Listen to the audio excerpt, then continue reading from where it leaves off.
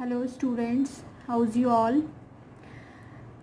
Day before yesterday we have started the new chapter of Indian economic development, that is Indian economy from 1950 to 1990.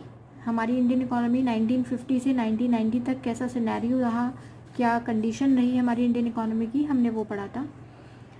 हमने पढ़ा था कि 5 year plans बनाए गए कुछ, जिससे कि आपकी जो इकोनॉमी है वो रिहैबिलिएट हो, रिवाइव हो, सुधरे, क्योंकि the condition of Indian economy was very bad that time. ठीक है, तो हमने 5 ईयर प्लान्स पढ़े थे, जिसमें हमने पढ़ा था कि 5 ईयर प्लान के क्या क्या गोल्स थे। तो उसमें हमने कुछ गोल्स पढ़े थे like growth, modernization, self reliance, right. अब हम ये पढ़ेंगे कि उन गोल्स का, उन 5 ईयर प्लान्स का हमारे डिफरेंट सेक्टर्स पर क्या इफ़ेक्ट पड़ा, right. What are the effects of 5 year plan on different sectors. अब हम किन किन सेक्टर्स पर इफ़ेक्ट पड़ेंगे उसका। एग्रीकल्चर सेक्टर पर क्या इफ़ेक्ट पड़ा 5 ईयर प्लान का, इंडस्ट्रियल सेक्टर पर क्या इफ़ेक्ट पड़ा, और फॉरेन ट्रेड पर क्या इफ़ेक्ट पड़ा, राइट। तो सबसे पहले हम कवर करेंगे एग्रीकल्चर सेक्टर। एग्रीकल्चर सेक्टर में सबसे पहले we have to find out the problems of stagnant agriculture sector between 1950 to 1990। 1950 से 1990 तक हमारे एग्रीकल्चर सेक्टर में हमें कौन कौन सी प्रॉब्लम्स फेस करनी पड़ी। तो first problem is low productivity. आप लोग जानते हैं, हम लोग इसके बारे में फर्स्ट चैप्टर में डिस्कस कर चुके हैं कि एग्रीकल्चर सेक्टर में बहुत प्रोडक्टिविटी लो हो रही थी, बहुत लो प्रोडक्टिविटी थी, क्योंकि हमें मॉडर्नाइजेशन नहीं हुआ था हमारे टेक्नोलॉजीज़ के बारे में पता नहीं था। और जब फर्टिलाइजर्स का यूज़ नहीं कर रहे हैं, अच्छी टेक्नोलॉजीज़ का यूज़ नहीं कर रहे थे, तो हमारी प्रोडक्टिविटी कैसी हो रही थी, लो हो रही थी। Second is disguised unemployment. Disguised unemployment उसे कहते हैं जैसे हमें ज़रूरत है एक फील्ड पर 5 लोगों की, लेकिन उस पर वर्क कितने कर रहे हैं, 10। तो जो रिमेनिंग 5 है वो कैसे वर्कर्स हो गए, डिसगाइज्ड अनएम्प्लॉयड, क्योंकि इकोनॉमी बहुत स्टेगनेंट हो चुकी थी, बहुत ही ज़्यादा कंडीशन क्रिटिकल थी, इसलिए जहाँ पर ज़रूरत नहीं भी थी वहाँ पर भी लोग काम कर रहे थे, राइट। सो डिसगाइज्ड अनएम्प्लॉयमेंट क्या बोलते हैं, more people are engaged in work than are really needed, right. So इसको हम डिसगाइज्ड अनएम्प्लॉयमेंट बोलते हैं, क्योंकि लोगों के पास जब रोज़गार नहीं था तो वो ज़रूरत है 5 की, लेकिन वहाँ पर ज़बरदस्ती 10 लोग काम कर रहे हैं, right. That is called disguised unemployment. तो वो बहुत प्रिवेल कर रही थी हमारी इंडियन इकोनॉमी में। Next is high dependency on rainfall. हमारे पास इरिगेशन फैसिलिटीज़ नहीं थी, हमारे पास वाटर फैसिलिटीज़ नहीं थी, जिससे कि हम अपने खेतों में पानी लगा सकें, एग्रीकल्चर को पूरा पानी दे सकें। तो आपके जितने भी लोग थे, इंडियंस थे, वो टोटली रेनफॉल पर, यानी कि बारिश के ऊपर डिपेंड थे। वो बारिश का इंतज़ार करते थे, बारिश होगी तो फसल अच्छी होगी, नहीं होगी तो नहीं होगी। तो ये कंडीशन थी उस टाइम 1950 से 1990 तक, ये कंडीशन थी आपकी एग्रीकल्चर की। Next is subsistence farming. Subsistence farming वो फार्मिंग होती है जहाँ पर क्रॉप्स ग्रो किए जाते हैं सिर्फ सेल्फ कंजम्पशन के लिए। सरप्लस कोई भी जो फार्मिंग है वो नहीं होती है। फॉर एग्जांपल, जो भी आप थोड़ा थोड़ा जो भी प्रोड्यूस कर रहे हैं किसी भी लैंड पर, वो सिर्फ आपके खाने के लायक यूज़ हो पाता था। आप चाहें अगर उस चीज़ को बेच सकें या किसी और का जो नीड्स है उसको फुलफिल कर सकें, वो नहीं हो सकता था। तो सब्सिस्टेंस फार्मिंग का मतलब क्या होता है, it is a practice of growing crops only for one's own use without any surplus for trade, right. इसको हम बोलते हैं सब्सिस्टेंस फार्मिंग, जहाँ पर सिर्फ सेल्फ कंजम्पशन के लिए, जहाँ पर सिर्फ सेल्फ कंजम्पशन के लिए ही प्रोडक्शन हुआ करता था। यहाँ पर कोई no surplus production is there, कोई भी सरप्लस प्रोडक्शन नहीं हुआ करता था। Next is outdated technology. आपको पता है टेक्नोलॉजी हमारे पास अच्छी नहीं थी, बहुत पुरानी टेक्नोलॉजीज़ का यूज़ कर रहे थे हम एग्रीकल्चर करने के लिए। तो टेक्नोलॉजी भी बहुत आउटडेटेड थी, ऑब्सोलीट थी, जिसको हम यूज़ कर रहे थे। और आपको पता है कि एक आउटडेटेड टेक्नोलॉजी से जो प्रोडक्शन होगा वो कैसा होगा, वो भी बेकार ही होगा। The last one is conflict between tenant and landlord. जो आपके टेनेंट थे और लैंडलॉर्ड थे, यानी कि ज़मींदार थे और टिलर्स थे, उन दोनों के बीच में लड़ाई झगड़े होते थे, यही कहकर कि वो उनसे high rate of amount interest charge करते थे। जो आपके लैंडलॉर्ड थे, टेनेंट उनको देने को मना करते थे। तो इस कारण से उनमें बहुत ज़्यादा लड़ाई झगड़े, कॉन्फ्लिक्ट की कंडीशन क्रिएट हो जाती थी, ठीक है। तो ये कुछ प्रॉब्लम्स आई थी 1950 से 1990 तक। मतलब एग्रीकल्चर हम लोग कर रहे थे, लेकिन ये प्रॉब्लम्स उनके साथ साथ चल रही थी, side by side this problems are there. जैसे लो प्रोडक्टिविटी होना, बिकॉज हम एकदम से बहुत जल्दी रिहैबिलिएट नहीं हो सकते थे, बहुत जल्दी से स्टैंड नहीं कर सकते थे, धीरे धीरे चेंजेस आ रहे थे। तो ये कुछ प्रॉब्लम्स थी जब हमें 1950 से 1990 तक फेस करनी पड़ी। आफ्टर दैट, अब क्योंकि आपको एग्रीकल्चर सेक्टर का ग्रोथ करना था, इसलिए गवर्नमेंट ने कुछ मेजर्स लिए उसको चेंज करने के लिए। और चेंज किया कैसे? उन्होंने दो तरीके से दो मेजर्स लिए थे। एक तो लिया था लैंड रिफॉर्म्स और दूसरा लिया था ग्रीन रेवोल्यूशन, राइट। तो दो आपके पास दो मेजर्स गवर्नमेंट ने एग्रीकल्चर सेक्टर को प्रमोट करने के लिए, उसके डेवलपमेंट के लिए लिए थे। पहला था लैंड रिफॉर्म और दूसरा था ग्रीन रेवोल्यूशन। तो पहले हम बात करते हैं लैंड रिफॉर्म के बारे में। लैंड रिफॉर्म क्या होता है? It means that change in ownership of land holdings. Land holdings यहाँ पर हम कह सकते हैं जो जमींदार के पास, पहले आपको पता है जमींदारी सिस्टम था, तो जमींदार के पास जो भी लैंड थी उन होल्डिंग्स को, उनकी होल्डिंग्स के ओनरशिप में चेंज करना, उन्होंने वो चेंज किया था। That is called land reform. मतलब उन्होंने जो ज़मीनें थी उससे रिलेटेड कुछ इंपॉर्टेंट डिसीजंस लिए थे और उन्होंने कहा था कि जितने भी ज़मींदार हैं उनकी ओनरशिप में कुछ चेंजेस किए जाएंगे, जितने भी लैंड होल्डर्स हैं उनकी ओनरशिप में कुछ तरीके से चेंजेस किए जाएंगे। That is called land reforms. तो फर्स्ट उन्होंने किया था एबोलिशन ऑफ इंटरमीडिएरीज। आपको पता है पहले कौन था? पहले ब्रिटिशर्स हुआ करते थे। आफ्टर दैट ब्रिटिशर्स के बीच में कौन हुआ करता था? जमींदार हुआ करते थे। और जमींदार्स के बाद कौन हुआ करते थे? टिलर्स हुआ करते थे या टेनेंट्स हुआ करते थे या छोटे मोटे कल्टीवेटर्स हुआ करते थे, ठीक है। तो ब्रिटिशर्स जमींदार से हाई रेट ऑफ इंटरेस्ट मांगते थे, पैसा मांगते थे, और जमींदार टिलर्स से लगान मांगते थे, जो उनसे भी वो टैक्स लेते थे। इनसे टैक्स लेने के बाद इनको वो इंटरेस्ट पे करते थे और जो भी पैसा बचता था उससे ये इंजॉय करते थे, राइट। ज़मीनें इनकी नहीं हुआ करती थी, लेकिन फिर भी ओनरशिप ब्रिटिशर्स ने ज़मींदार्स को दे दी थी और उस पर वो जो छोटे छोटे कल्टीवेटर्स थे वो काम किया करते थे। वो इतनी मेहनत करते थे कि उनको अपने पास खाने के लिए भी नहीं बचता था, फिर भी उनको ज़मींदार्स को एक हाई रेट ऑफ लगान देना पड़ता था in the form of taxes, और उसके बदले में ज़मींदार्स फिर ब्रिटिशर्स को high rate of interest charge पे किया करते थे। तो इस तरीके से जो ज़मींदार्स थे वो इंटरमीडिएरी का काम कर रहे थे, एक मीडिएटर का काम करते थे।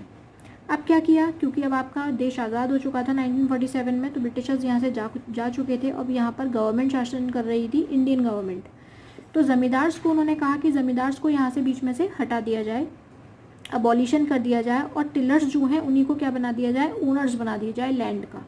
अब टिलर्स ज़मींदार्स को पेमेंट नहीं करेंगे टैक्स का, किसको पेमेंट करेंगे? डायरेक्ट गवर्नमेंट को। और उसके लिए भी बहुत कम चार्जेस उन्होंने चार्ज किए थे, बहुत high rate of interest charge नहीं किया था, high rate of tax charge नहीं किया था टिलर्स से। तो अब ज़मींदार्स बीच में से हट चुके थे, उनका ये ऐसा मानना था कि ज़मींदार्स को बीच में से हटा दिया जाए और द टिलर्स और द कल्टीवेटर्स और the small farmers, small peasants directly have to pay the taxes to the Indian government, right. तो पहला ये था कि अबॉलिशन हो जाए इंटरमीडिएरीज का।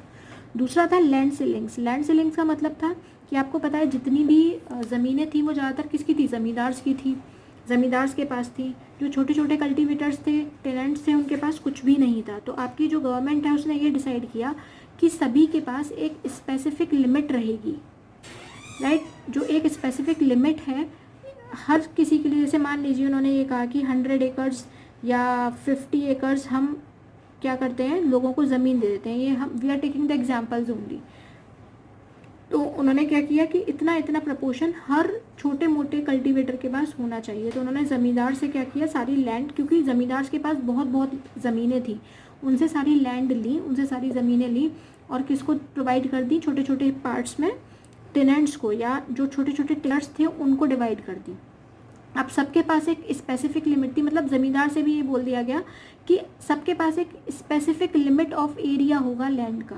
इससे ज़्यादा अगर किसी के पास होगा तो उसको गवर्नमेंट फोरफीट कर लेगी, और फोरफीट करने के बाद वो छोटे छोटे फार्मर्स में डिवाइड कर दी जाएगी।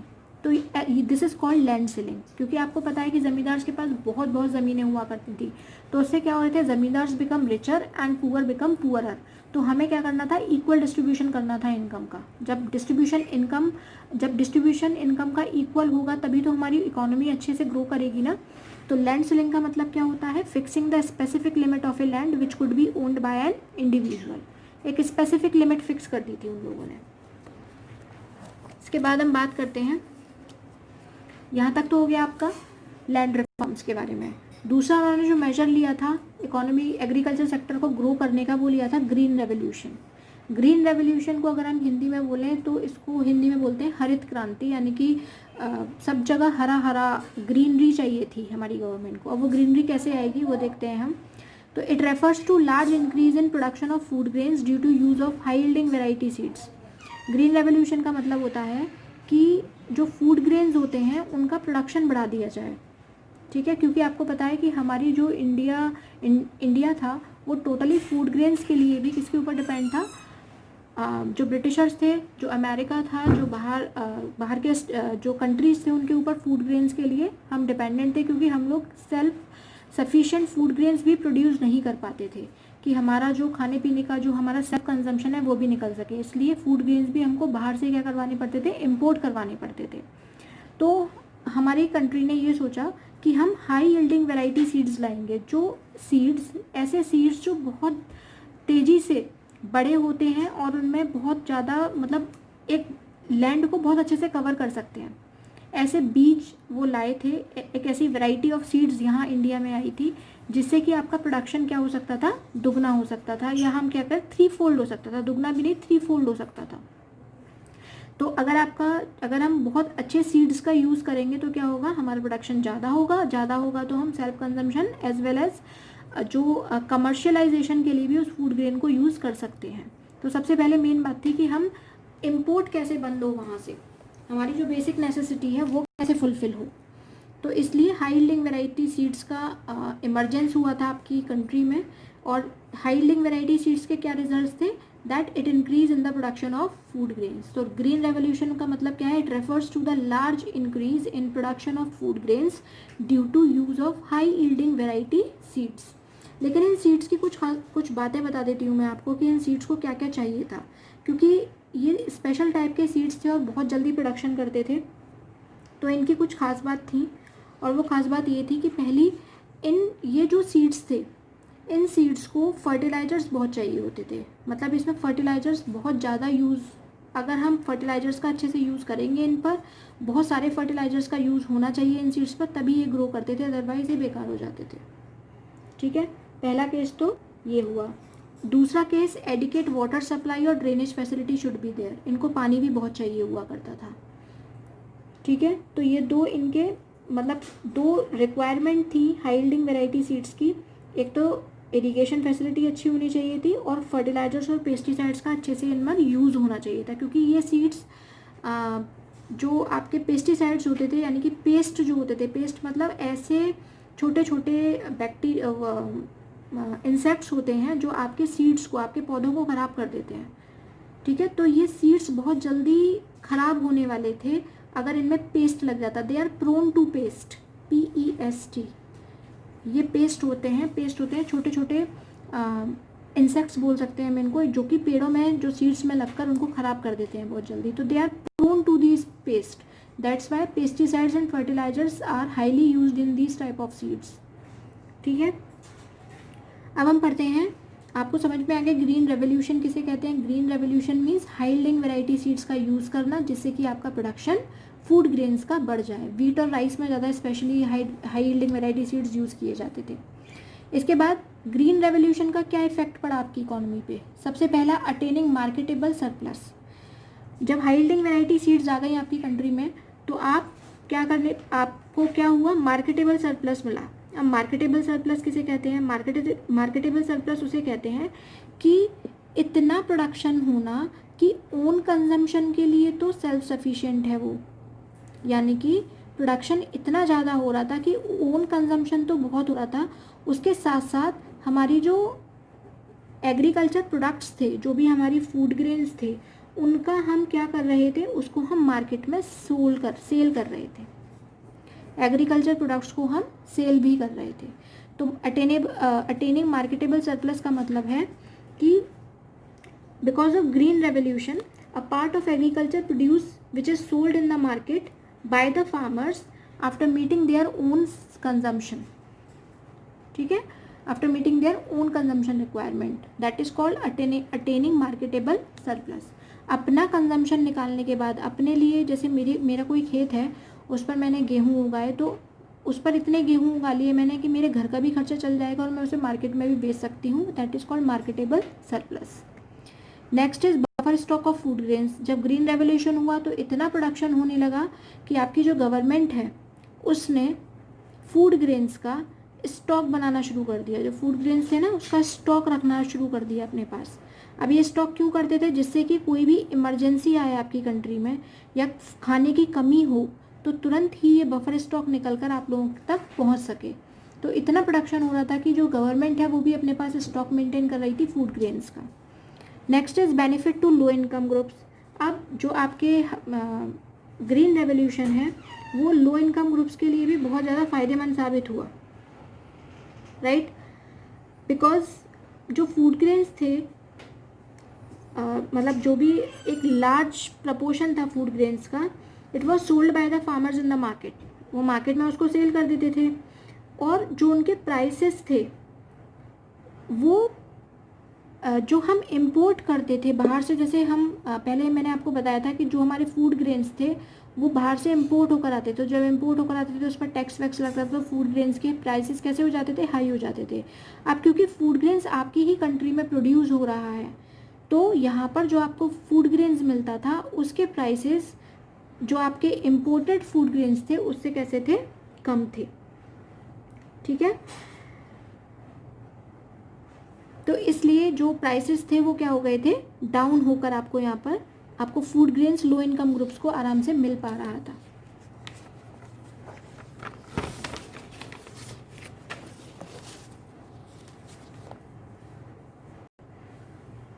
Next is risk involve under green revolution.